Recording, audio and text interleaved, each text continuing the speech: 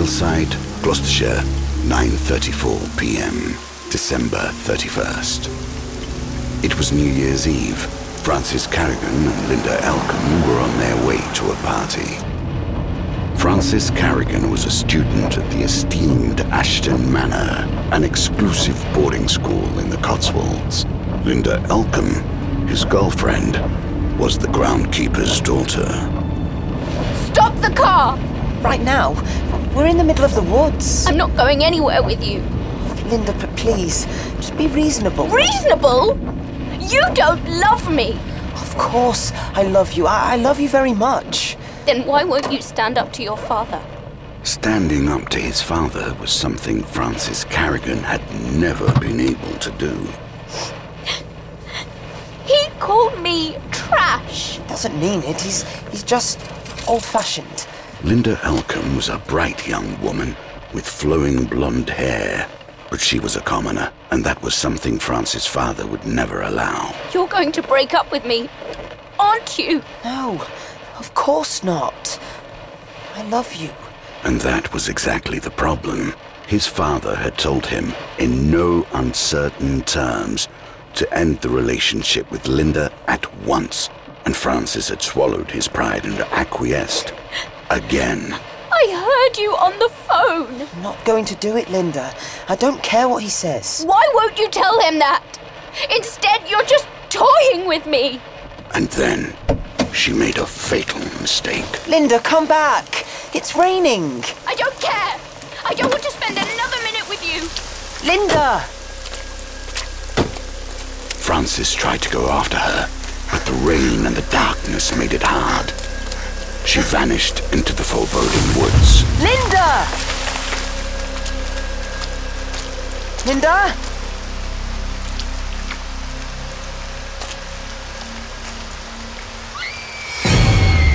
Linda! Linda! Linda! Deep in the woods, he saw a white shape, like a fog. He stumbled through the undergrowth. Tree branches were scratching at his skin. He came upon a small clearing, and there she was. Oh my God. She was deathly pale and dressed in a shroud. Her fingers were bloody stumps. Long black hair was hanging down from a skull-like face. She was covered in blood, Linda's blood. She was bent over the girl's still twitching body. Linda's throat had been torn open. Francis! The creature raised its head and glared at Francis. Her eyes were pitch black.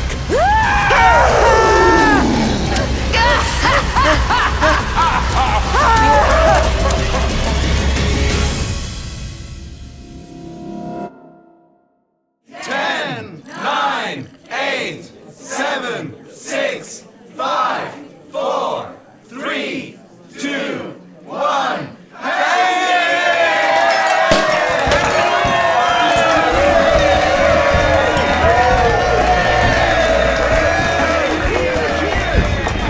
Aren't you going to kiss me, John Sinclair? I was hoping you'd say that. I'm sorry. That's not your wife, I hope. I'm married to my work, apparently. You can't be serious. I'm on call, I'm afraid. On New Year's Eve? Someone has to be. Excuse me. Sinclair. Finally, what took you so long? I'm celebrating, Sir James. You should try it. Where are you? What's all that noise? In a pub with friends. We're having what's commonly known as a party. You don't have any friends. I need to see you.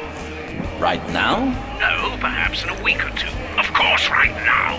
I think we have a murder on our hands. Hang up the phone. Who is that? A My friend. name is Mandy. Her name is Mindy. Mandy! Fascinating. I expect you in my house in 20 minutes. Your house? The office is closed. I'm working from home. It's New Year's Eve, in case you haven't noticed. I've noticed. Mindy? My name is Mandy. Enjoy your phone. What was that? Nothing.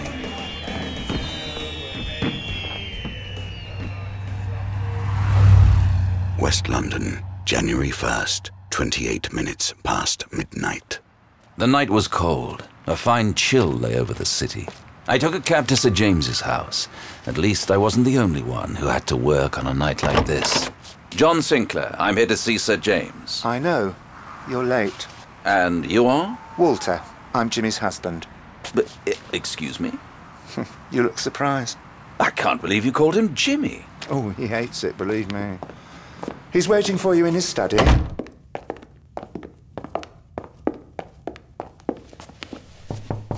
Oh, for God's sake, Sinclair, come on in. Have a seat.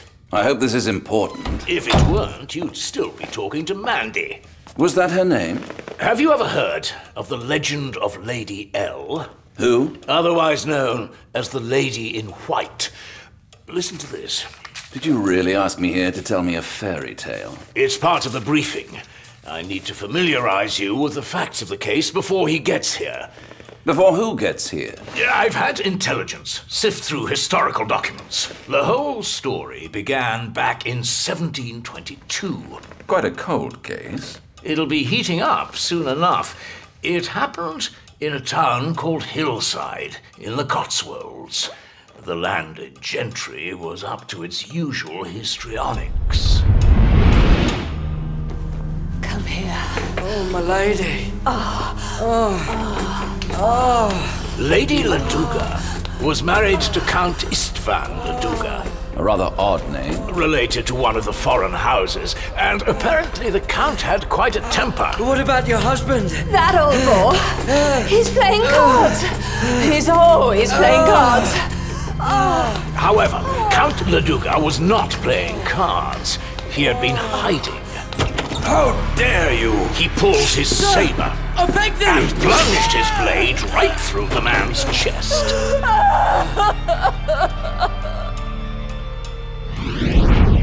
He then decided to punish his wife How? by immurement. By... Are you serious? He had a chamber built in the east tower of his manor, rather luxurious. Then he sent for her. Her handmaiden brought a new dress, made of plain white cloth. A shroud. The last dress you'll ever wear. For your infidelities, I condemn you to die. No. Please, sir, I beg thee. Guards, take her! No! No! He brought her to her death chamber. The only window was covered with thick iron bars. No! You will have clothes and jewels, and every finery a lady could wish for. Nothing but the best for my beloved. But there is no food. You will starve, my dear. Please don't do this. I swear I will be dutiful. Of course you will. Guards! Please. Lady Laduga was chained by the neck to an iron ring in the center of the room, like a dog. Seal the doorway. They walled up the only exit. Good Lord. Please. My husband. Silence! The decision has been made. You shall be punished. No. You shall be punished. I will return. And I will take you!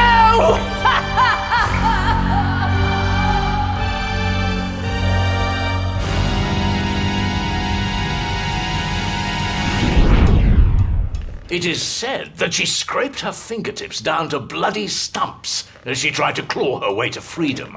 From what we know, she died of starvation. It takes about 3 weeks. A rather gruesome death. I fail to see the relevance of all this. You will. It is said that on the night before her death, Lady L was visited by the devil. The devil? Did he offer her a pact? So it seems. As long as her bones were undisturbed, her spirit was allowed to roam free to feed its eternal hunger. Feed it how? Human blood usually does the trick. I see. Aren't you ever the skeptic? After all you've seen. I can't explain what I've seen. Go on with your story. No doubt there'll be a dramatic denouement. Indeed. Laduga remarried a Polish countess. He was, by that time, deeply in debt. The match was supposed to rehabilitate him, as it were. Then came his wedding night. Count Laduga and his new wife retired to his bedroom. His wife left the chamber to freshen up, as they say. And Laduga? I suppose he was waiting in bed. Alone. Helena? Is that you?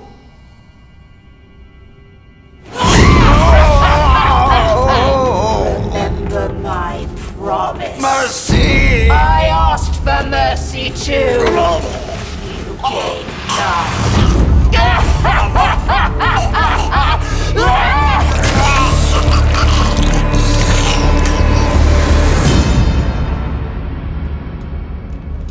When his new bride rushed into the room, she saw him lying there, his throat torn open. Enlighten me, if you will, as to the relevance of this sordid tale. I'm about to. After the incident, the property was abandoned for centuries. In 1973, a developer turned the castle into a hotel. At first, it did reasonably well, until the dead body of a guest appeared. Within a year, the local constabulary reported 5 murders. It's getting interesting. Indeed it is. Hold on to your seat, John Sinclair. The officers were unable to find the perpetrators. The property was turned into a boarding school, Ashton Manor, rather posh. And just a few hours ago, something rather odd happened. What? A student, Francis Carrigan, that's spelt with a C, by the way, and his girlfriend were on their way to a New Year's Eve party. Did you say Carrigan with a C? I did indeed. As in, the Earl of Carrigan? Francis is his only son, the future Earl. I'm beginning to understand why this is so urgent. What happened? He told the police that he and the girl had gotten into a row. Take a look. This is... Maybe he's delusional. Maybe he's not. That's ridiculous. Dr. Sawyer tells me you're still having nightmares. They're not real. Afghanistan was real. Middlesbrough was real. Mexico was real. No. This is real. This table. You, me, a solid surface. There's more than that, and you know it. Why do you think I chose you for this job? Are you asking for my resignation? I'm asking you to accept. Stare into the abyss, as they say. It's important. Why? Because the abyss is already staring at you, John. Yes? Very well. We'll be right there. He's here. Let's go outside.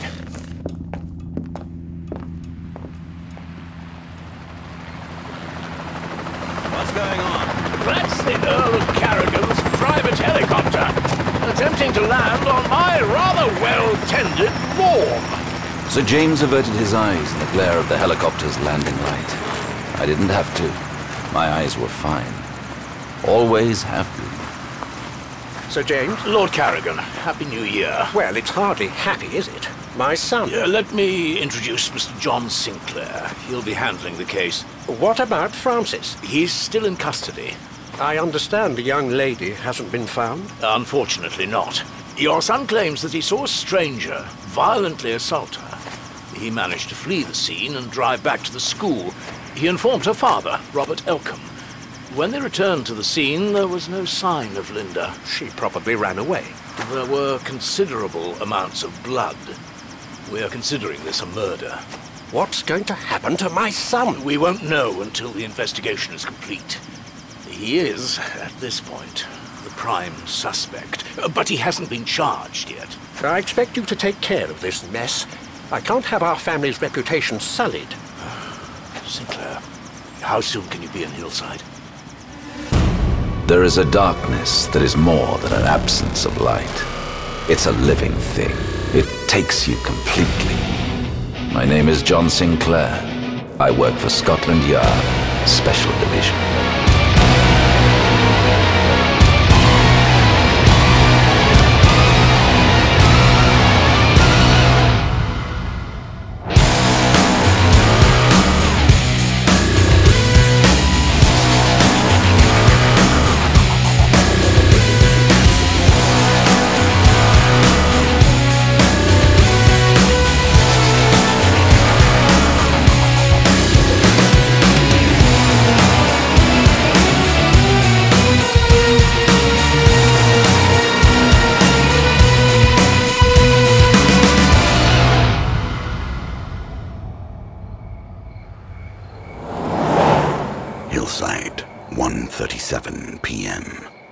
I wasted no time. In truth, I was happy to get away from the Earl of Carrigan. I packed a few essentials, such as my Beretta 92F, and headed towards Gloucestershire. The drive took a little more than 2 hours in my Bentley. Hillside was a small community. The sun was coming up when I arrived. A new year was dawning. There is nothing quite as beautiful as the sunrise over the Cotswolds. I, however, had murder on my mind. My first stop was Ashton Manor. The school was at the edge of the forest, about 2 miles west of Hillside. I looked around. I could see the East Tower and the barred window. Can I help you? John Sinclair, Scotland Yard. Have you found my Linda? He was a middle-aged, skinny man with a receding hairline. His face was etched with grief. I'm afraid I'm going to have to ask you to be patient. The investigation is still underway. What are you lads doing? What's taking you so long? Sir, please. I'm out of my mind with worry. Oh, why can't you give me any bloody answers? Welcome, please. Oh, madam. She was a stern-looking woman of a certain age. A lot of lipstick, a lot of hairspray. I'm Abigail Cunningham, the headmistress of the school. John Sinclair, Scotland Yard. I'm assisting in the investigation. Would you mind if I asked you and Mr. Elcombe a few questions? More questions? Dear God. How many students are here at present? 12. Most of them on holidays with their parents. Mr. Sinclair, I've already told all this to Officer Sanford. What about the staff? We have 6 teachers here at present, and Mr. Elcombe, of course. The school year doesn't start again until Monday. I requested to see the school grounds, and she obliged, although grudgingly. There was nothing unusual. I saw the administrative offices, the school chapel, the classrooms, even the laboratories for students working on chemistry experiments. The shelves were full of chemicals, bromine, zinc, acetone. I urgently ask that this matter be cleared up at once, Mr. Sinclair. I've been trying to impress upon all of you the importance of our school's reputation. I'm doing what I can, I assure you. And this is Linda's room. I looked around while her father was standing in the doorway, struggling against tears. The room spoke of the hopes and dreams of a 17-year-old girl. Teddy bears on the bed, posters of pop stars on the wall, books and papers everywhere. She was such a sweet, gentle girl. She loved to write, you know. She kept a diary. Would you mind if I took a look? Go ahead. Her handwriting was exquisite, unlike my own. The diary confirmed that she was in love with Francis Carrigan. But something struck me. She said she wasn't sure if he loved her. She said his father interfered, that the Earl had pressured his son to end the relationship. Everything all right? Fine, Mr. Elcombe. I'm just thinking. Yes? You said you were unaware of your daughter's relationship. Well, you know how girls are at that age. Perhaps Francis Carrigan had a motive. Perhaps, unable to choose between his father and his lover, he had been under increasing pressure. But why would he kill her? Why not simply end it? I talked to Elcombe at length, but his testimony revealed nothing new. Was it a row that had escalated and ended in murder? It wouldn't be the first time. I needed to talk to the suspect, but before I left, I had one more question. Mr. Elcombe, would you mind showing me the East Tower? I'm afraid that's quite impossible. And why is that? The top floor is barred. We're currently having work done to improve the structural integrity of the tower. I can take you up, but you can't enter the top floor. That would be fine, Mr. Elcombe.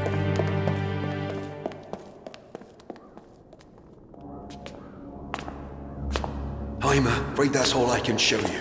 He took me up a winding stone staircase, but near the top floor, a makeshift metal fence prevented us from going any further. I saw rubble and tools behind the fence. The workers are off for their holidays. Left all their stuff behind. Thank you, Mr. Elcombe. I think I've seen enough. Somewhere behind this fence was the death chamber of Lady Laduga.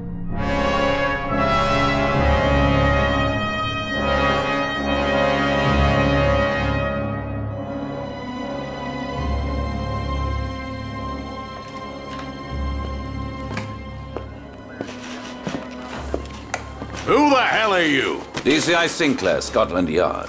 great. Finally, the gentleman from London. Yes, finally. I'm here to review the case. Is that a problem?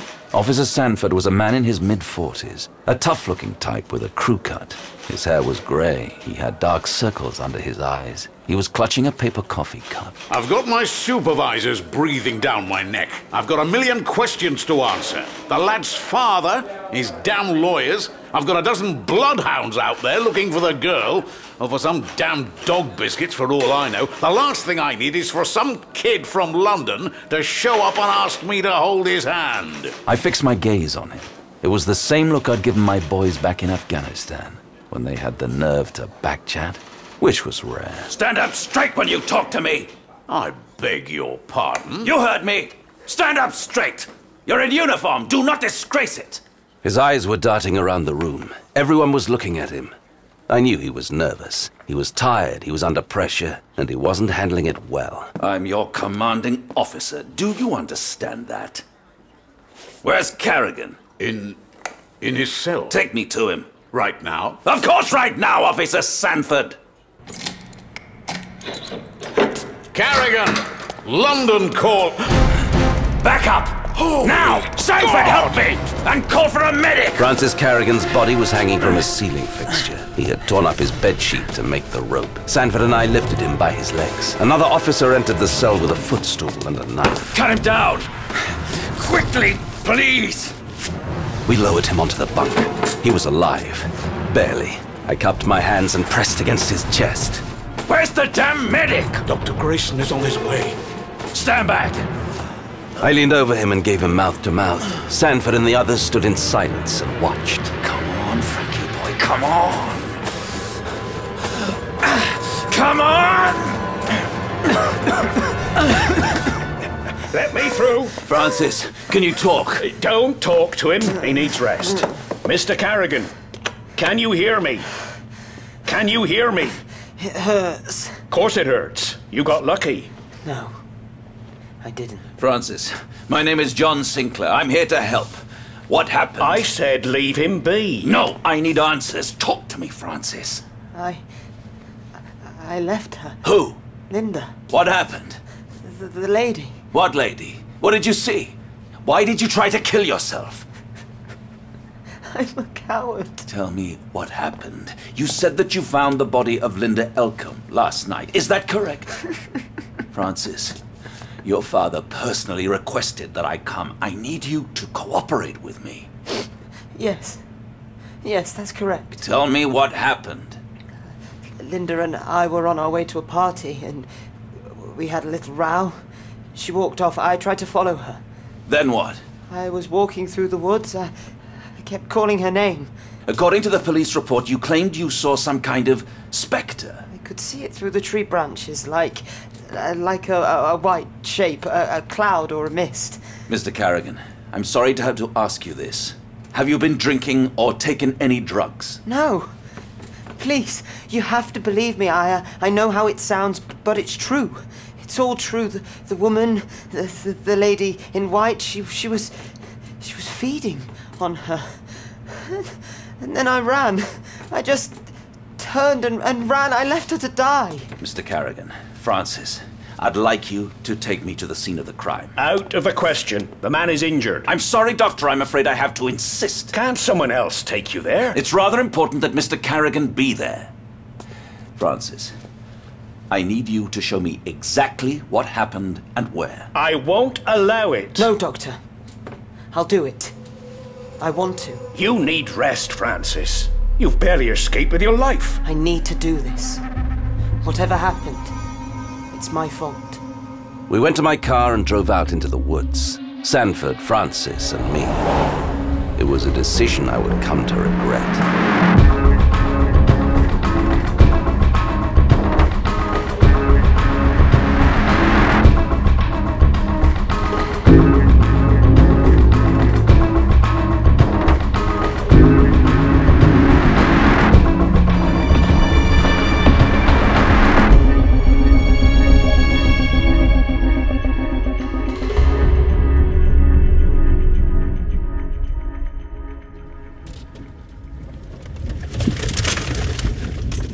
what you hope to achieve by this. My men have already searched this area. There's no sign of the body. Then we'll search again. You're wasting your time. We'll search again.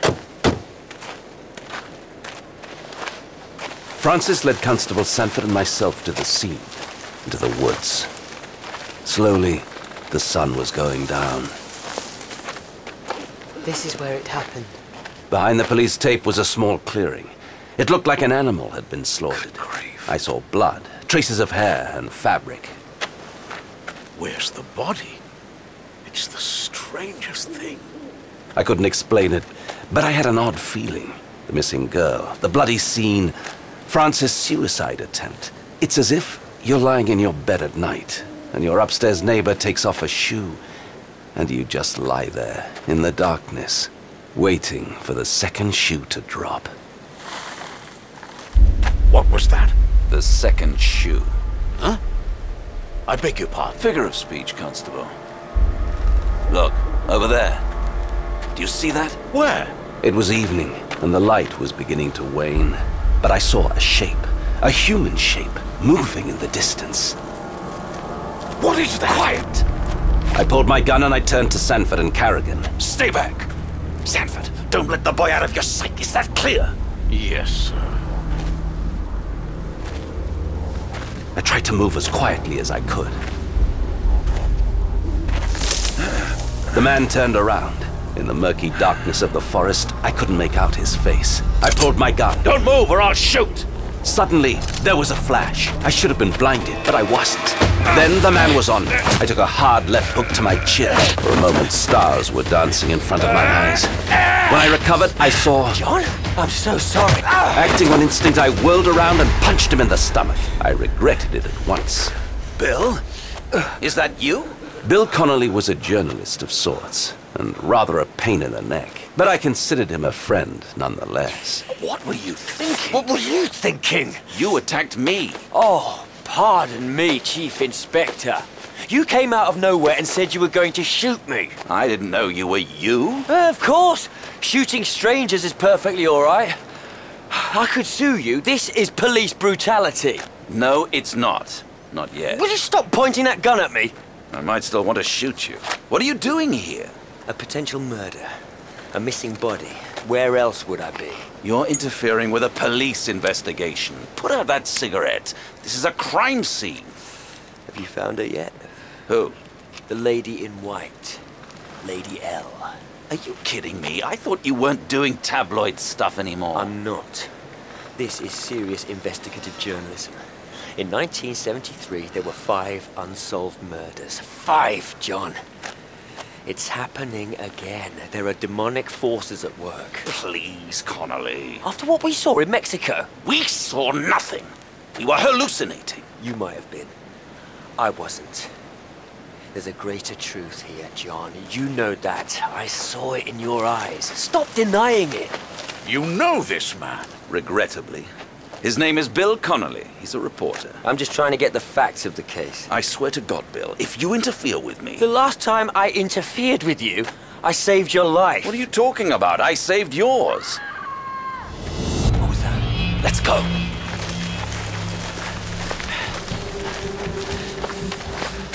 Hello? Francis was gone. Where'd the lad go? I told you not to let him out of your sight. Can I make a suggestion? No. You always shoot down my ideas. Why is that? Oh, Bill has an idea. It must be rubbish. It probably is. You haven't even heard it yet. All right, what's your idea? Never mind. Sanford, the flashlight. There. His footprints are leading north. I'm calling for backup. Ugh, there's no reception. Of course. Let's go, gentlemen.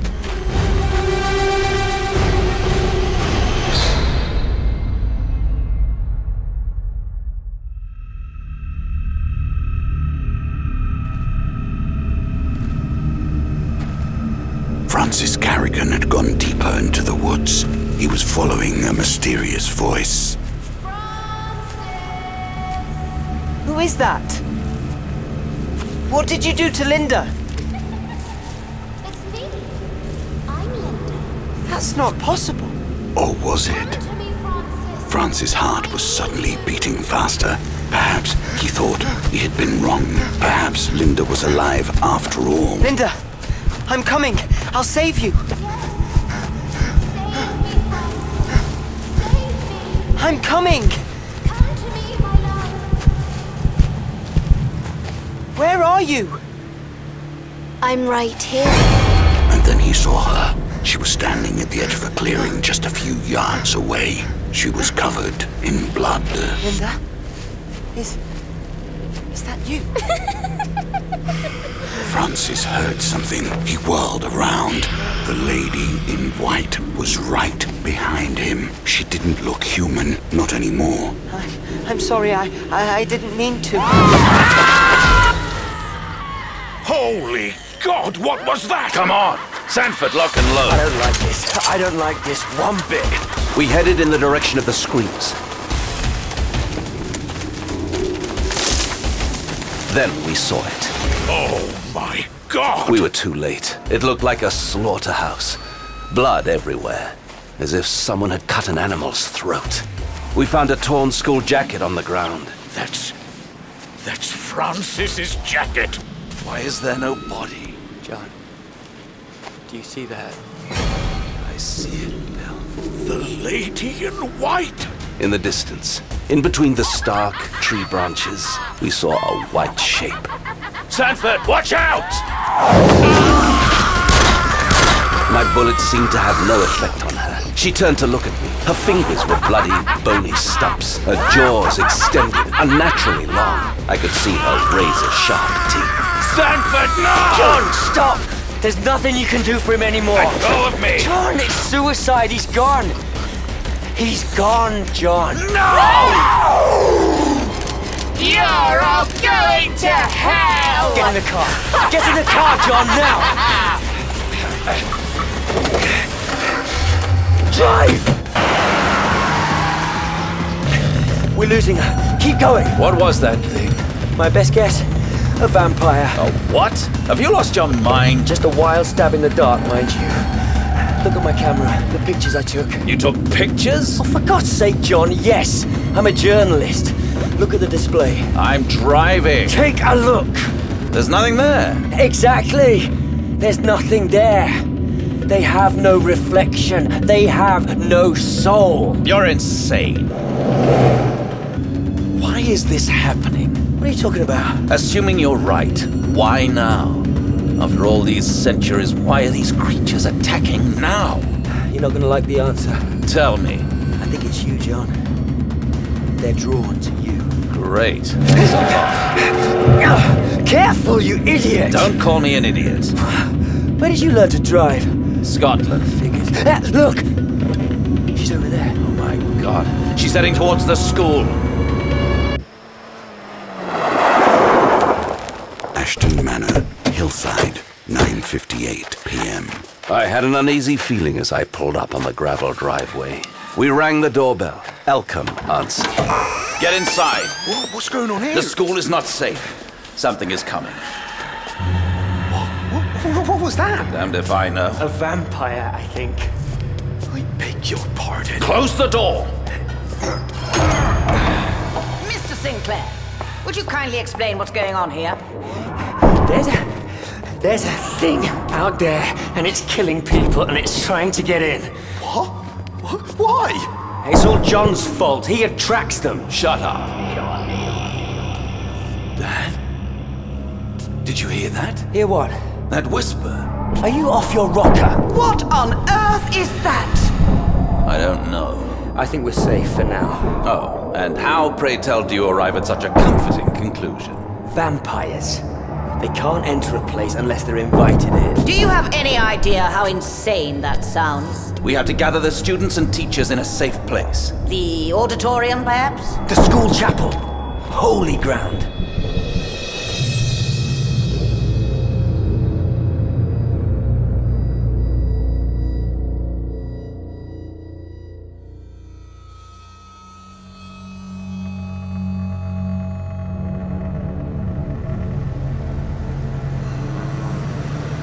When Francis Carrigan came to, He felt a terrible, all-consuming thirst.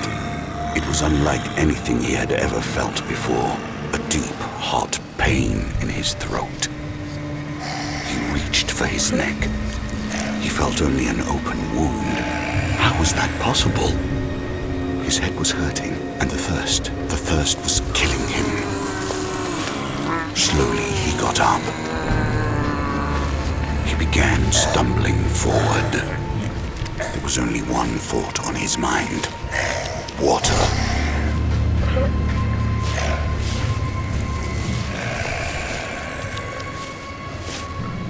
At last, he came to a small puddle. He dropped to his knees. But the water was like a liquid fire. No, he needed something else. This wasn't a thirst water could satisfy. He could smell it everywhere around him. The woods were alive with it. Blood.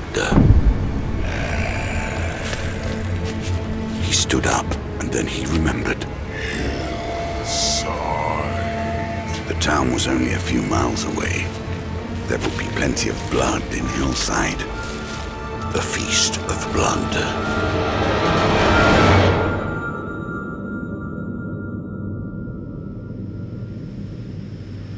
Ashton Manor, Hillside, 10:48 p.m. What's going on here? Settle down, please. Is everyone accounted for? Yes, and we want some answers. You shall have them in due time. For now, if I can just ask everyone to remain calm. Listen, everyone, I know you're concerned. We need your full cooperation. I'm Detective Chief Inspector John Sinclair from Scotland Yard. And I'm Detective Superintendent Bill Connolly. What are you doing? Trying to help. Just shut up and let me handle this. We're conducting an emergency drill in this area. Please do not be concerned. Stay in the chapel at all times. There's no cause for panic. After a few moments, people seemed to calm down. I went with Elcom and Bill to the administration office upstairs. It was time to call for backup. I went to a desk. It probably belonged to Ms. Cunningham. I could tell because there was lipstick and a can of hairspray. Why is the phone not working? I don't know. Someone must have cut the main line. Bill, try your mobile. Nothing. No reception. We're cut off. And what do you call this? Hello? I see. Yeah, hold on. Yeah, he's here. Mr. Sinclair, it's for you? It's your father. My father, the late Horace Sinclair. With shaking fingers, I took the receiver from Elcom. Hello? Johnny, it's so good to hear your voice. Did you miss me, Johnny? Dad? Where are you? I'm in a special place for special people. You'll be here too before you know it. Forgive me, Dad. I didn't mean to. Hush now, Johnny. The management down here has allowed me to make one phone call. Only one. It's long distance, so listen carefully. I'm only going to say this once, and it's very important. Bill! What did you do? I hung up the damn phone, that's what I did. Your father has been dead for over 20 years.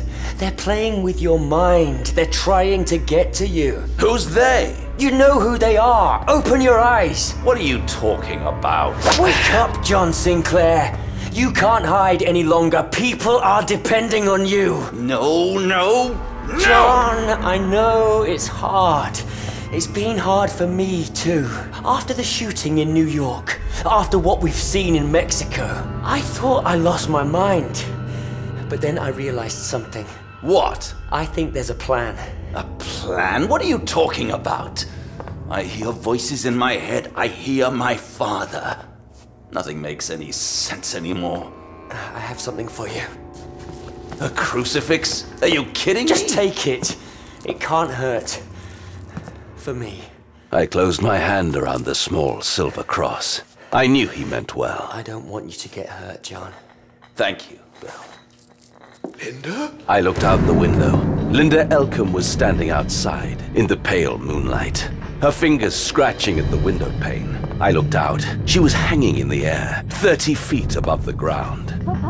Linda! Don't open the window! My daughter is out there! That's not your daughter anymore. She's one of them. What are you talking about? She's a vampire. Are you out of your mind? Don't do it! Don't invite her in! Linda, honey bunny! Come in, baby. Come to Papa.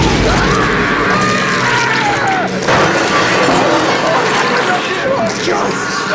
They're coming in!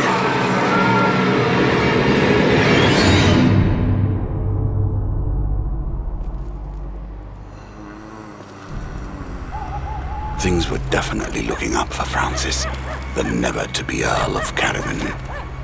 Oh yes, he was following the sweet, sweet scent of blood. At this hour, the town lay almost deserted. Shut up! Francis grabbed the tiny, ugly creature by its neck and thrust his fangs into its throat. He could feel the pain receding.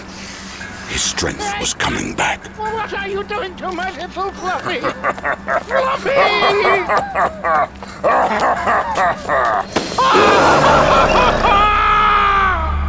Oh yes, Francis Carrigan was enjoying a whole new life, while John Sinclair and his friends were battling for theirs. She looked like she had crawled out of a nightmare. Pale skin, black hair, eyes like dark diamonds, and those bloody broken fingers. Lady Laduga walked with her naked feet over the broken glass, but she didn't seem to feel it at all. You must be the son of light. And you must be the bitch who killed Linda. Suddenly, I heard more footsteps. I saw Linda and Sanford appear behind her. Sanford! I had seen him die, but here he was, standing in front of us. Hello, Sinclair. Gentlemen, we are very concerned. Get back to the chapel! You're not safe here! God. Run!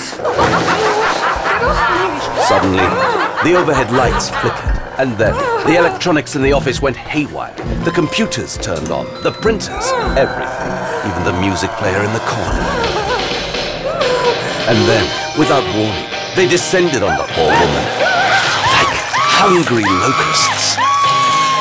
I pulled my gun. No! I fired at Lady L, but she just glared at me. Then she dissolved into a white mist. Bullets don't work, John. We need fire. Fire? Flames purify. I have an idea. You still smoke, don't you? I've been trying to quit. Stop giving me a hard time. Give me a lighter. What's one lighter gonna do? I reached for the hairspray and aimed it at the creature.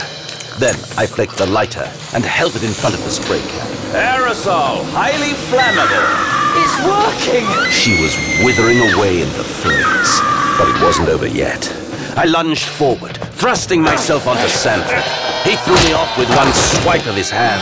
You think you can win against me?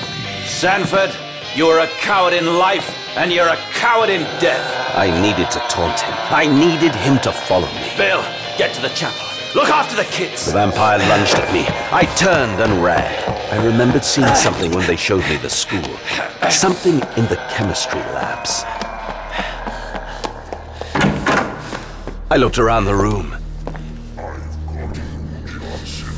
And then I saw it, standing on one of the shelves. Bottles of acetone. I grabbed a bottle and threw it at him. This is it! This is what you bring to battle! No, you moron. This is what I bring to battle. I flicked the lighter. His clothes, his skin, his hair caught fire. Thick white smoke engulfed me. 2 down, 1 to go. And then, rising behind the smoke, Lady Laduga. I grabbed one more bottle of acetone, then I turned around and ran. The beast was following me, just as I had hoped. I ran up the stairs to the east tower. Then I saw the fence in front of me. It wasn't much. I rammed my shoulder against it. I looked around. Tools were scattered around. I grabbed a large sledgehammer. This is it. I swung the hammer. Nothing. I swung again. And again. When the dust cleared, I saw a chamber behind the broken wall, and inside, a skeleton chained to the floor. Look at that. I held out my cross. Stand back! Don't you want to know what happened? I know what happened. You made a pact. Eternal life. What choice did I have? There's always a choice. Suddenly she was on me.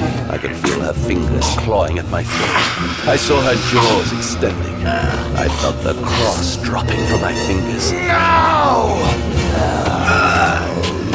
I reached for the cross. Finally, I pressed it against her forehead. Why wasn't it working? You're not a believer, John Sinclair! There's always a choice. And at that moment, I made mine. I closed my eyes and chose to believe. She was flung away, as if she had touched an electric rail. She howled in pain, but I knew she wasn't dead. Not yet. I remembered Bill's words. Flames purify. I reached for the acetone and the lighter. The skull in the tiny chamber seemed to be grinning at me. The flames consumed her former body. The creature in front of me started to wither. Her skin appeared to be aging in seconds. Then it was falling off. And then, with agonizing screams, she turned to dust. Bill, it's over. No, it's not. You better see this. In the distance, we saw flames, and we heard shots. Hillside is burning. Francis. He's the last one left. Vampires, they make me sick.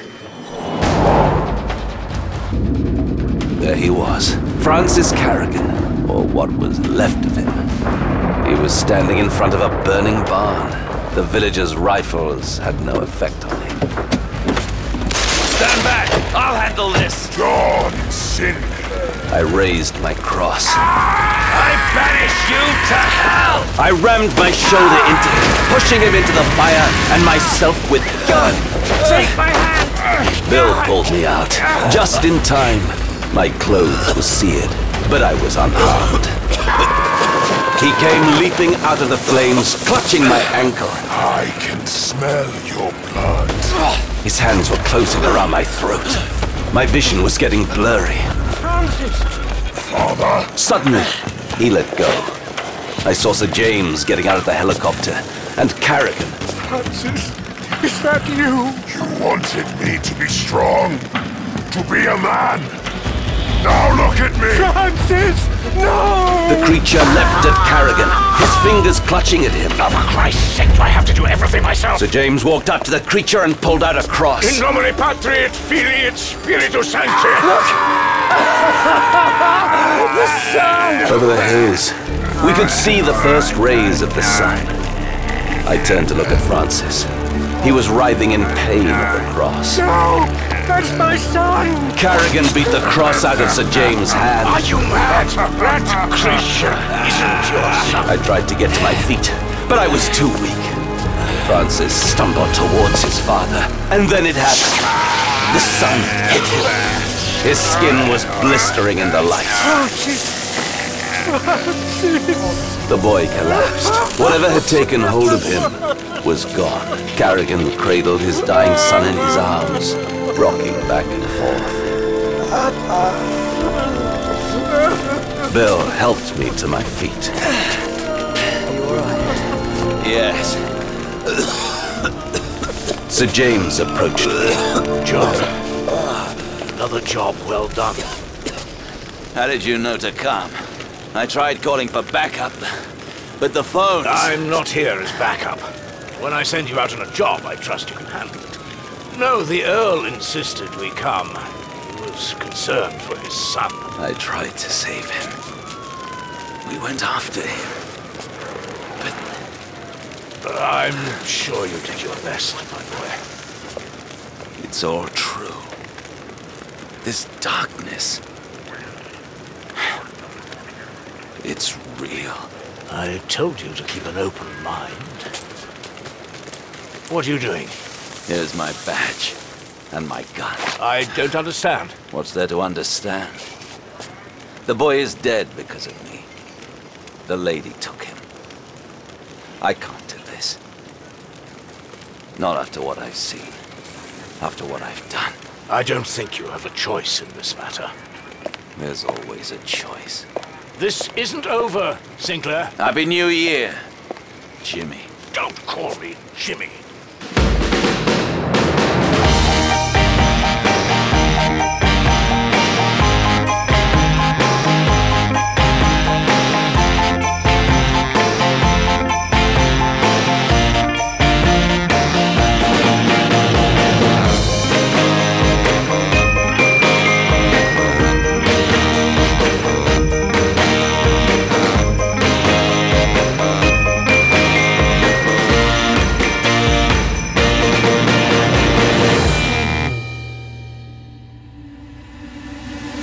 John Sinclair, Demon Hunter, Episode 4, A Feast of Blood.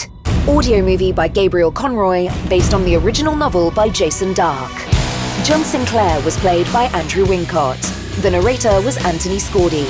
Sir James Powell was played by David Rintoul, and Bill Connolly by Carl Prekop. Frances Carrigan was Ashley Margoley. Linda Elcombe, Martha McIntosh. Lady L was Laurence Bouvard, and Istvan Laduga, Bill Roberts. Officer Sanford was played by David Shaw Parker, Robert Elcombe by Adam Longworth, Abigail Cunningham was Rachel Atkins, and the Earl of Carrigan was Robbie McNabb. Dr. Grayson was played by Gareth Armstrong, Horace Sinclair by Terry Wilton, Walter by Tim Bentinck, and Mandy by Alex Walton Regan. The teacher was Charlotte Moore, the Marquis Daniel Kendrick, and Man with the Dog Terry Wilton. This audio movie was recorded between December 2014 and January 2015 at OM UK Studios London and Indamix Productions Los Angeles. The recording engineers were Juan Manuel Delfin in London and Matt Lanz in Los Angeles. The voice director was Douglas Welbat. Creative director was Patrick Simon, the casting consultant was Victoria Prentice, and the executive producer was Mark Sieper. Post-production took place at Ear to Brain Productions. This is a Basti Entertainment production for 2015.